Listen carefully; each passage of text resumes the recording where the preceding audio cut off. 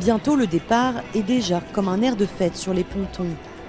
Depuis l'ouverture du village le 15 octobre, les Sables d'Olonne vivent à l'heure du Vendée Globe. Une course qui a fait la renommée de la petite station balnéaire depuis sa création en 1989.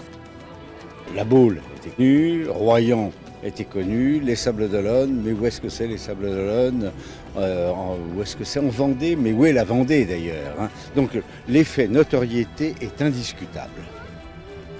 Dans les rues de la ville et sur la plage, une affluence digne d'un mois d'août. 1500 personnes poussent chaque jour la tourisme, c'est 10 fois plus que pour un automne classique. Un phénomène qui ne s'envole pas avec le départ des skippers.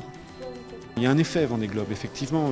Lorsque le Vendée Globe est parti, on sait que l'année suivant le Vendée Globe, généralement, c'est une généralité, mais la saison touristique va plutôt être bonne, vraisemblablement, parce qu'il y a un effet de notoriété, il y a un effet de prise de parole sur la destination Les Sables d'Olonne qui fait qu'on va parler de nous et on va penser à nous pour les futurs.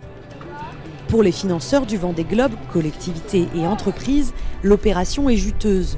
12 millions d'euros investis pour des retombées économiques directes 10 fois plus importantes de leur propre aveu. Une course qui se joue sous les yeux du monde entier. Pour l'édition 2012, plus de 700 heures de télé consacrées au Vendée Globe.